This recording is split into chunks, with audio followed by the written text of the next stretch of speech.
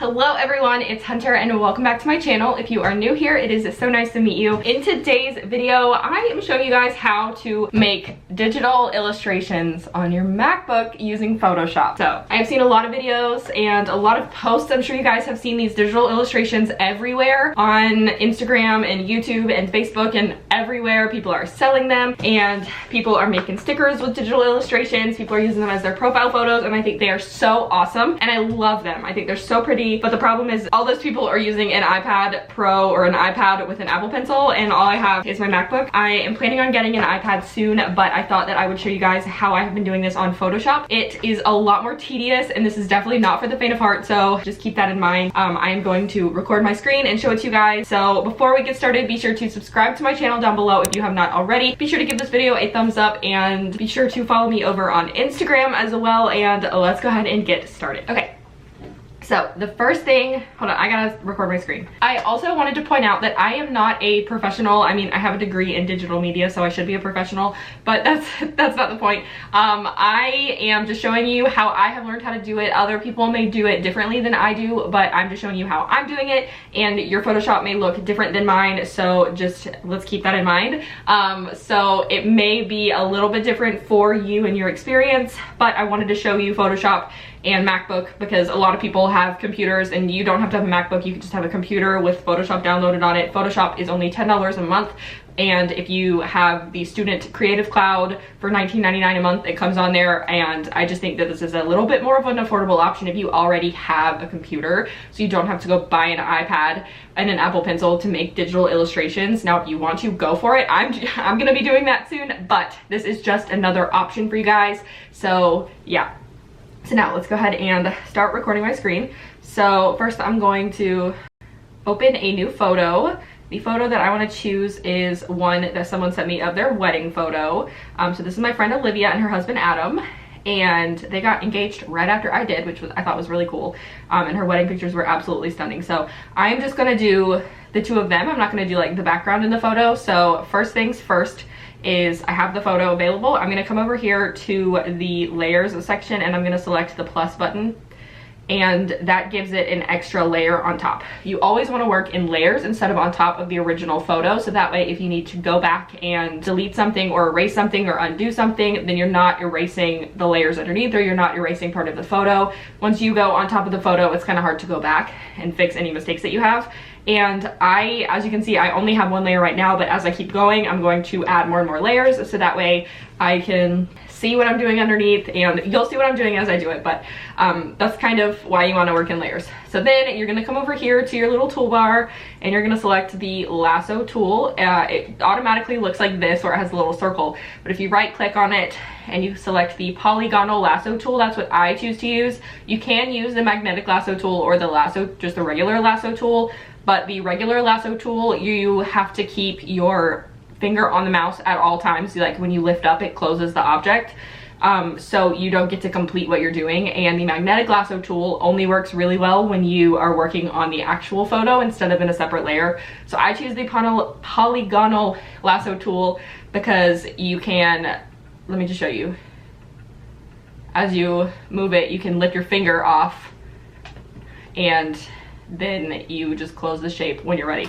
So I'm gonna zoom in. I always like to start from the right side and work my way left. I don't know why, maybe it's because I write that way, but that's what's happening here. So yeah, I'm just gonna go ahead and get started and show you where I'm beginning. So I'm gonna start with his face. So I'm gonna zoom in really close. This photo is not like a raw photo. It would be so much easier on a like super high res photo, but sometimes whenever you're doing this for a client or you're doing it for a commission, then you're not always gonna have the option for a high res photo. So that is what we're doing here. So we're just gonna kind of make dots along his hairline up here, and we're gonna just follow the curve of his haircut. And sometimes you have to make your little lines a little bit closer because circles are a little bit more difficult because this is a polygon tool. It prefers straight lines, so you just have to make them really, really small, your selections really, really small, so that you can avoid having super straight points. Also, I am gonna just say that everyone who sent me photos for this thank you so much. I was looking for some photos and my phone I lost all my photos. So you really helped me out and you gave me some more variation of people. So thank you so much for sending me photos.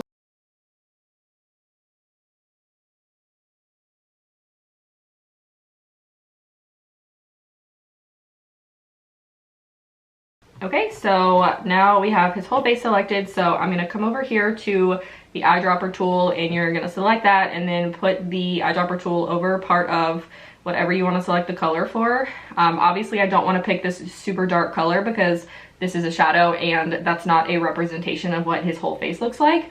But I'm also not gonna pick all the way up here because it's super light and I don't wanna pick something super pink. So you kinda wanna find like a middle ground color to work with, one that would accurately represent like the whole face.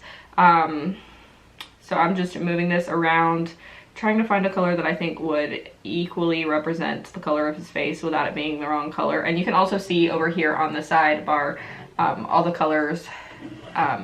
So like, I think I like this color, but I want it to be just a little bit lighter.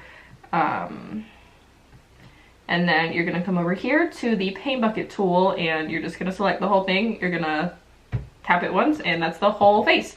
And then whenever you're finished, you just hit Command D on your MacBook to deselect it and then you can move on to your next layer, your next thing. Like I said, I like to work in lots of layers so that way if I mess up, I can go back. So now I'm gonna do his hair.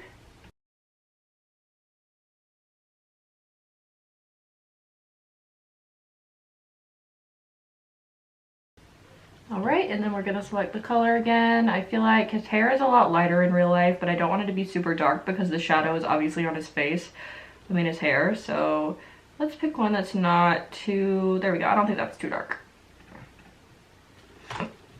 And so now if you wanna see your progress before, oh, we don't want that. Oh, undo, okay. If you wanna see your progress, then you can just close or turn the eye right here and turn off the illustration so that you can see what you're doing, so you can see how it looks. So next I'm gonna come over here and just get this collar.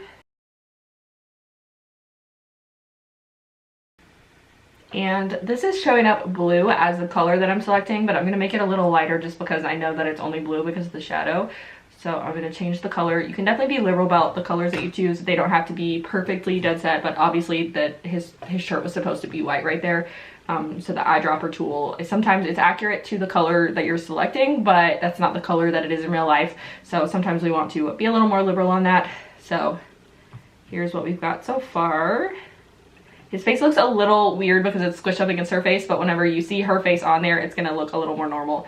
I do wanna give him an eyebrow before I move on from his face, so I'm gonna add an extra layer and I'm gonna turn off the layer where his face is over here. So his face is here, his face is not here.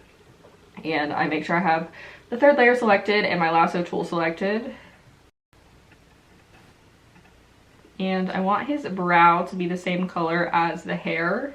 Actually, I think I want it to be a little bit darker, but I'll select and then just come down here and make it a tad lighter.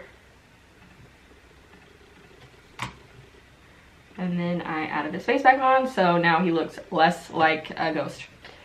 And now I'm just gonna do his clothes. So this one will take me a little bit, so I'm just gonna speed through this.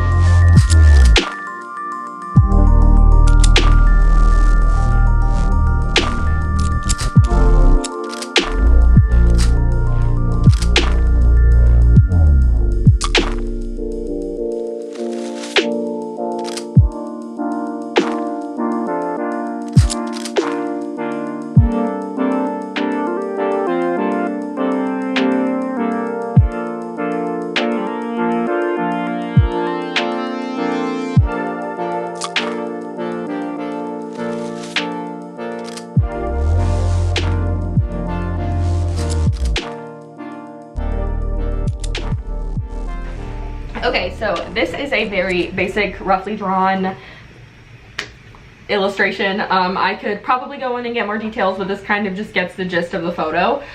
So now what I'm going to do, I've already added another layer and I put it in between the background and the first layer so that it will lay in the very background of the photo.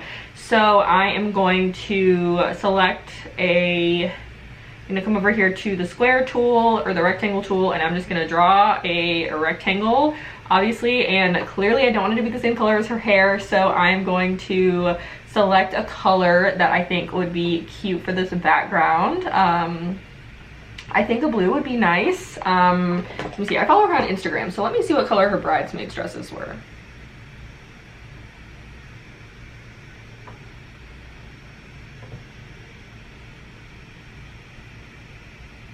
Let's see, her bridesmaids dresses were more of like a mauvey purple. So let me see if I can find something like that, like a lighter purple, like a grayish purple.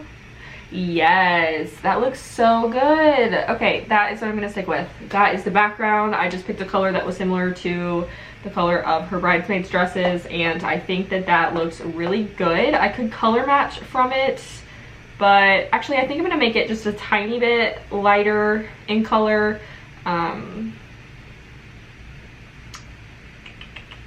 Make it a little pinker and a little grayer. Okay, there we go. I'm satisfied with that.